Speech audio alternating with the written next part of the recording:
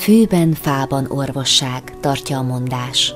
Napjaink embere azonban már csak a gyógyszertárban talál orvosságot, hiszen elveszítette azt a tudást, amelynek segítségével dédszülei még megtalálták a mezőn, vagy felnevelték a kertben azokat a növényeket, amelyek segítették egészségük megőrzését vagy visszaállítását.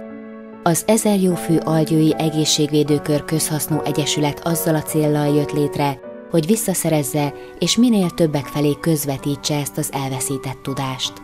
Munkájuk előzményei 2009-re nyúlnak vissza.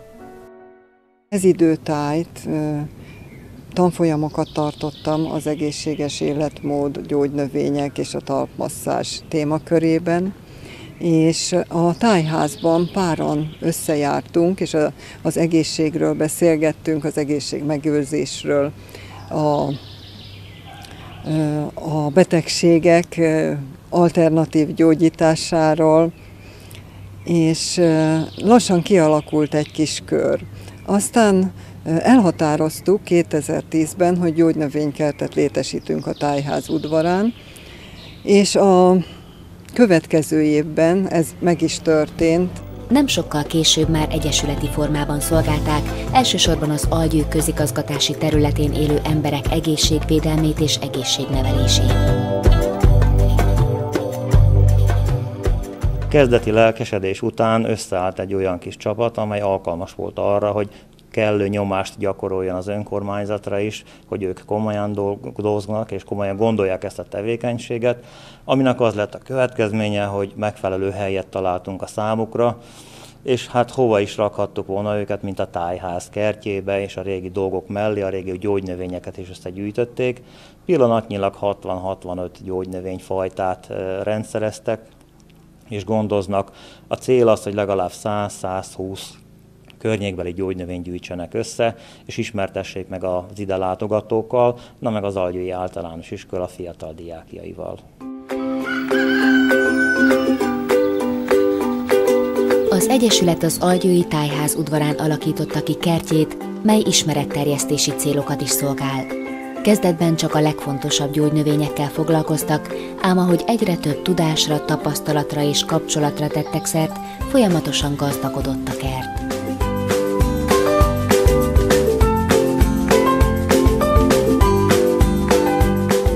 Ma már professzionálisan kialakított, öntözőrendszerrel ellátott ágyásokban és az azok melletti területen nőnek a kincset érő növények, melyek között ott virít például az egyesület nevét adó Ezerjófű.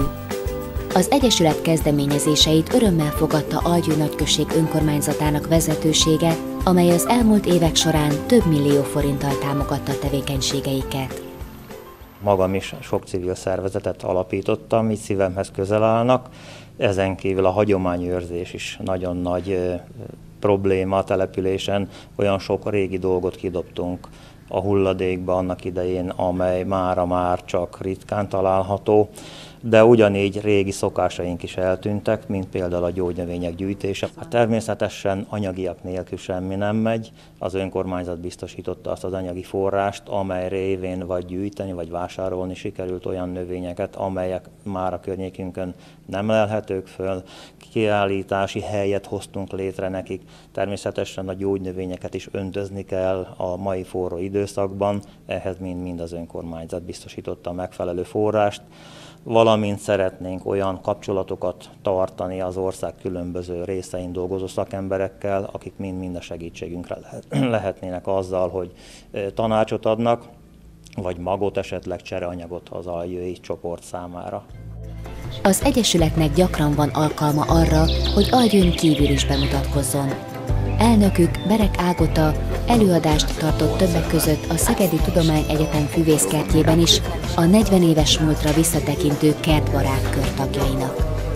Szerencsére az emberek egyre nyitottabbak a gyógyfüvek irányába, melyek sok helyen egészen a 20. század elejéig szinte az egyetlen alternatívát jelentették a gyógyulásra a füves emberek, füves asszonyok révén. A népi gyógyászatot azonban háttérbe szorította, és egy időben kifejezetten helytelenítette az orvostudományt. A legszegényebbek fordultak tulajdonképpen népi gyógyászokhoz, a városokban élők már a hivatalos orvosláshoz folyamodtak.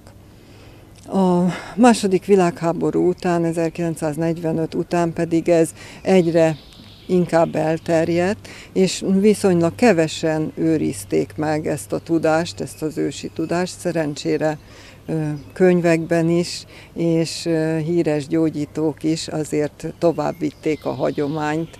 Itt megemlíteném például Szalai Miklós Esperest Halimbáról, aki a környékbeli gyógynövényeket térképezte föl, gyűjtötte be, és teakeverékeket készített, de másokat is lehetne említeni. Dédanyáink tudománya manapság újra elismerésnek örvend, hiszen sokan csalódtak a gyógyszerekben, félnek a mellékhatásoktól, vagy egyszerűen csak a természetes módszerek hívei. Az 1000 Jófő Egyesület saját teakeverékeket is készít, melyek egyre népszerűbbek. Nem vagyunk gyógyszerellenesek, nem arra is szükség van, sőt, életet menthet a gyógyszer, de a tartós gyógyuláshoz, ahhoz ezeket a módszereket is érdemes igénybe venni.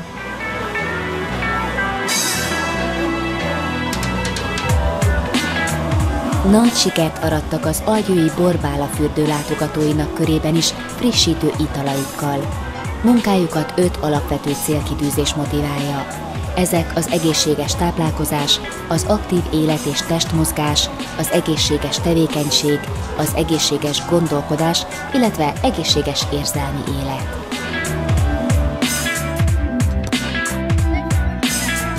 Az 1000 Jófő Egyesület az algyői Fehér Ignác általános iskolában is kialakított egy kertet, hogy az új nemzedékek lássák, saját házi patikát bárki létrehozhat. A legcélszerűbb a fűszernövények telepítésével kezdeni, mint a szurokfű, azaz az oregánó, a bazsalikom, a majoranna vagy a mentafélék. Ha tovább szeretnénk kísérletezni, érdemes elmerülni a szakirodalomban, hiszen a gyógynövények hatása különféle erősségű. A gyenge hatásúak se hatástalanok, csak az a lényegük, hogy nem lehet őket túladagolni, és bátran lehet fogyasztani. Ilyen és több hét után alakul ki tulajdonképpen a hatásuk. Ilyen például a galagonya, amelynek a virágos ágvégét gyűjtjük, időskori szív elégtelenségre, szív gyengességre inkább azt mondanám, vagy nem szervi eredetű szívritmus zavarokra nagyon jótékony hatású. 2-3 hét után alakul ki a hatása, és folyamatosan lehet inni mindenféle mellékhatás nélkül. Vagy ilyen a citromfű, ami nyugtató, stresszoldó, enyhén altató hatású, ezt is nyugodtan lehet inni. Általában a közepesen erős gyógynövényekről el lehet mondani, hogy azoknál már kialakulhat mellékhatás, hogyha túl hosszú távon és túl nagy mennyiségben isszák. Ilyen például a csalán. A csalán egy időben nagyon népszerű volt, és ezért rengetegen fogyasztották, és nagy mennyiségben. Kiütést lehet kapni tőle, ha túlzásba viszik, és a vesének se tesz jót. Az erős hatású gyógynövényekkel otthon ne kísérletezzünk, hiszen kevésen múlik, hogy méregként vagy orvosságként hatnak-e. Ha azonban olyanokkal foglalkozunk, amelyeket már jól ismerünk, nagy hasznunkra válhatnak. Az Egyesület tagjai nem csak termesztik és gyűjtik, de fel is dolgozzák a füveket. A tájházban megszárítják, majd teákat, fűszerkeverékeket, aromaterápiás csomagokat, párnákat készítenek belőlük. Nekem is vannak különböző problémáim, és igenis jónak találom a gyógynövényeket, tehát használom is, és pozitív tapasztalatom van. Tehát én mindenképpen javasolnám bárkinek is a gyógynövényeket. Persze megfelelő kontrollal, illetve hát olyan felügyelet mellett, illetve olyan szakembernek a tanácsával, aki ugye megbízható és elfogadható a véleményét. Fontosnak tartják, hogy a gyógyfüvek a következő nemzedékek életében ismét előtérbe kerüljenek, illetve fokozottabban legyenek jelen, mint a mostani felnőttekében. Ezért kitelepültek például a Szegedi Gazdasági Középiskola Vasvári Pál tagintézményének egészségnapjára, ahol teáik mellett házi készítésű vajkrémmel megkent szendvicshalackákkal és játékokkal várták a diákokat. 11 gyógynövényt hoztunk el a gyógynövény felismerés játékra. A játéknak az a lényege, hogy a növényeket megszámoztuk, és a lapon található gyógynövény nevek mellé oda kell írni a helyes számot. Aki a 11 növény közül legalább 6-ot felismert, gyógyteát vagy fűszerkeveréket kapott ajándékba. Hát a citromfű szerintem az 5-ös itt, a rozmaring az a 6-os. A gyógynövényteszt kitöltése nem könnyű feladat, de ha valaki ismeri a füvek titkát, szinte minden problémára találhat közöttük gyógyírt. Ez a nagylevelű, a zsája, éppen most fog virágozni nem sokára, és nagyon sok jótékony hatása van. A pemetefű szintén hamvaskás levelű, de a levele fodros és kerek. A rozmaringot szinte mindenki ismeri, a gyönyörű kis kék virágai az idén nagyon szépen nyíltak. A borsmenta a legismertebb teák egyike. Mellette itt a hegyi pereszlényt vagy évelő borsikafüvet látjuk, nagyon finom fűszer. Mögötte a kis kerek levelű Orbáncfű még nem virágzik, de gyönyörűek a sárga virágai, nem sokára, egy hónap múlva azok is megjelennek majd. A citromfű szintén a legismertebb teák egyike, és nagyon sokan fogyasztják. Itt előtte a cickafarkfű még nem virágzik, majd hosszú magasan jelennek meg az ernyős virágai. A kakukkfű köhögésre szintén nagyon sokan fogyasztják, és szurokfű pedig a különböző ételeink, olaszos ételeink, húsok, grillezett ételeknek a fűszere.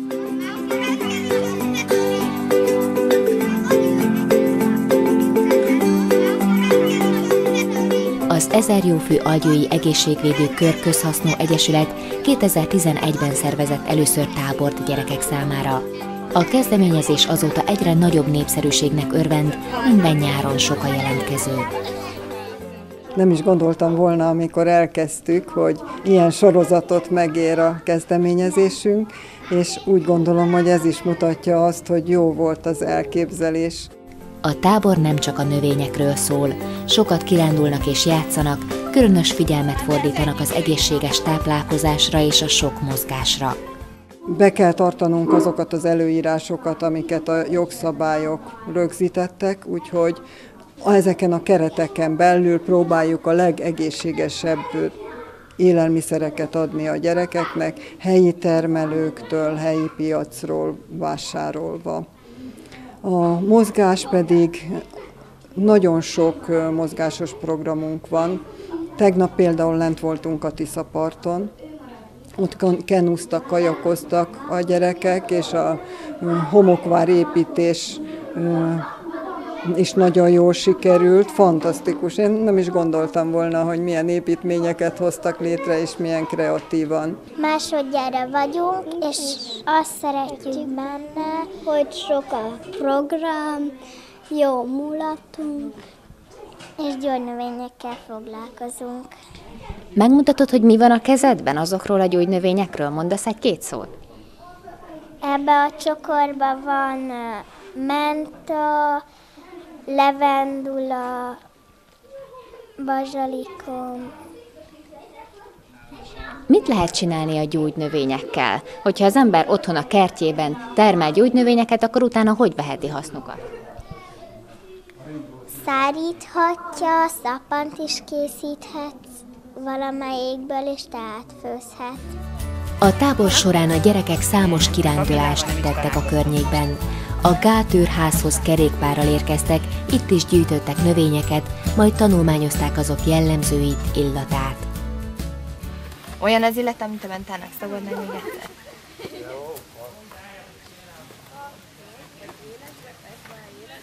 Na? Menj oda, Dani. Nem jutott? Zsája, ügyes. Algyőnek nagyon jó adottságai vannak. Itt van a csodálatos Tisza partja. És sajnos azt tapasztaltam, hogy nagyon sok algyői gyereket féltenek a Tiszától, nem engedik le, nem mernek megismerkedni a vízzel. Hát a vízben mi sem mentünk, mert itt nem szabad fürdeni, de a vízen voltak, és a víz mellett voltak, és egyáltalán megismerték azt, hogy milyen a parton tartózkodni, és milyen ott eltölteni bizonyos időt. A tábor programjainak népszerűségét jelzi, hogy sok a visszatérő gyerek. 4 évvel ezelőtt, akkor hallott először a lányom róla, és elsősorban neki tetszett meg ez a dolog, megkérdezte a kisunokámat, aki akkor még 6 éves volt, és neki is tetszett, és akkor volt először itt, most 4. éve, hogy visszajár, és nagyon-nagyon szereti, és nagyon lelkes. Az első nap után már tele élménnyel, kalanddal jött haza, és onnantól kezdve ez nagyon érdekli. Mert nekünk is van otthon párfajta gyógynövényünk, meg fűszernövényünk, és ő magyarázza most már nekem azt, hogy ma mi ezt mire használjuk, azt hogy csináljuk, ezt hogy készítjük. Őt nagyon érdekli ez a dolog, és nagyon szeretettel csinálja. Szeretem a gyógynövényeket, jó hatásuk van, és kedves mindenki, jól érezzük magunkat, jók a programok. A gyógyfüveket szeretem, meg hogy gyógyítják az embert, meg szerintem jó a tábor. Mit gondolsz, hogy veheted majd hasznát az itt szerzett ismereteknek? Hát, meg lehet velük gyógyítani az embereket. Főleg a gyógynövényekkel foglalkozunk, meg sokat játszunk. Szinte minden táborba kibiciklizünk Atkára, ahol ma is voltunk, most jöttünk onnan haza, meg szoktunk lemenni a Tiszára is, kajakozunk, meg kenuzunk. Ebben az évben homokvárépítő verseny is volt, ami nekem nagyon tetszett. Nagyon sok gyógynövény jó gyógyításra. Sokszor szoktunk olyat csinálni, hogy megszárítjuk a gyógynövényeket, például a levendulát, dobozba vagy zacskóba rakjuk, és ez nagyon jó illatú, meg ha este megszagoljuk, akkor gyorsabban, könnyebben el tudunk aludni.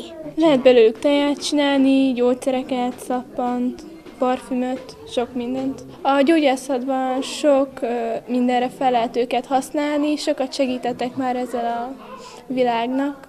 A gyerekek nagyon nyitottak, és megdöbbentően sok dolgot megjegyeznek, és sok dologra, sok ismeretre nyitottak, és sokkal értelmesebbek, mint ahogy az ember nem is úgy gondolná, hanem mint ahogy feltételeztem, hogy a koruknál fogva mi az, amit el tudnak sajátítani. Igyekszünk minél játékosabb formában, tehát nem szájbarágósan átadni ezeket az ismereteket.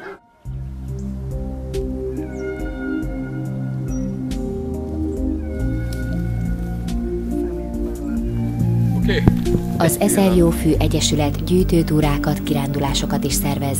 A természeti örökség védelme érdekében felkutatja és feltérképezi az Algyő környékén fellelhető fűszer és gyógynövények élőhelyeit, figyelemmel kíséri azok termőképességét.